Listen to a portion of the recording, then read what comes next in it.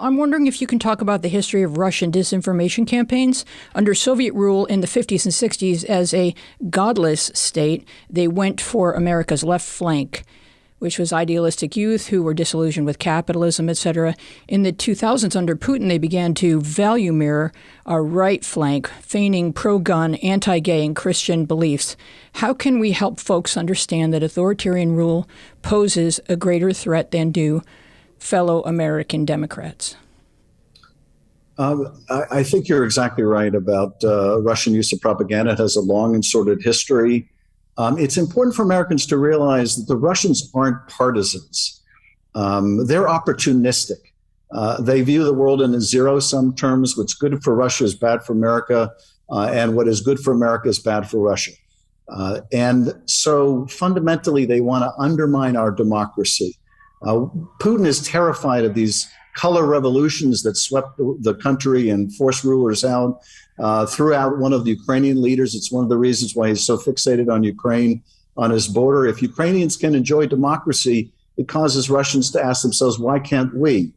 But it's important to note that while the Russians have amplified these right-wing themes, while Russians amplified attacks on Hillary Clinton and then attacks on Joe Biden, many of the same attacks, questioning the health of Hillary Clinton, then questioning the health of Joe Biden. While they clearly had a favorite in our presidential elections, it was because they viewed Donald Trump as good for Russia. It's because they were afraid of a Clinton presidency. It's because they believed that Joe Biden would stand up to Russia in ways that Donald Trump would not.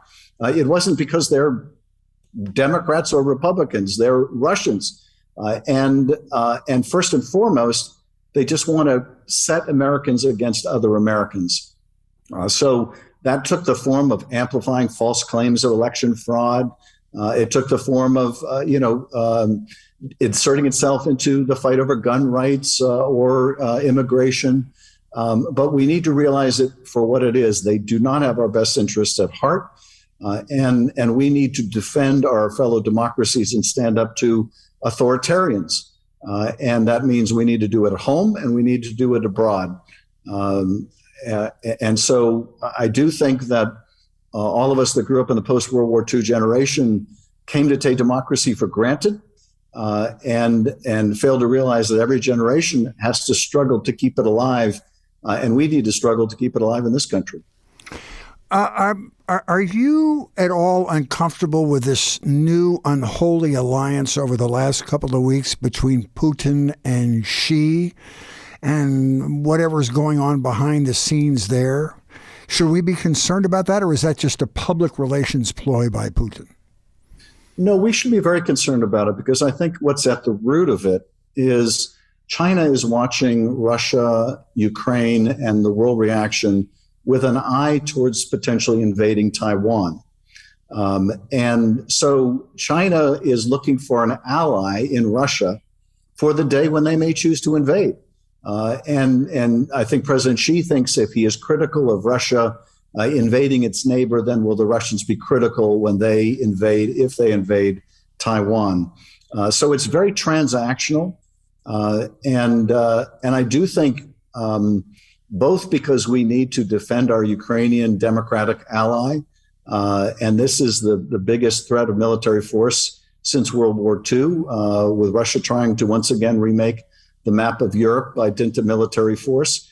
It's important in its own right, but it's also important because if the world doesn't respond, then Xi will take this as license to use China's military might to remake the map of Asia, and very much has Taiwan in its sights.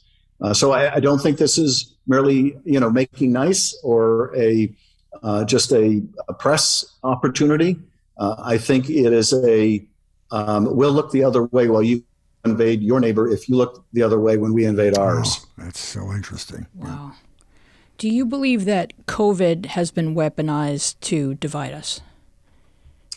Yes. Getting back to your question before, the Russians certainly have attempted to weaponize our debate at home over COVID. The sad thing is that the Russians don't need to invent these controversies anymore. Back in the day of the Politburo, they had to invent things. Now they just have to amplify the nonsense that comes from some of our own people, and in particular, the nonsense that comes from our former president.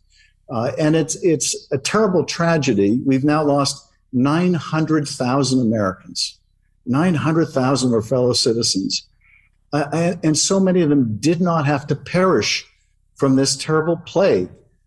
But because it has been politically advantageous for some to politicize the virus, the vaccine, and wearing masks, because some have sought political advantage in doing so, because others have pushed out misinformation, it has cost us dearly in lives. And we have to find our way back to making this public health crisis a nonpartisan issue, and focusing on the welfare of our own citizens.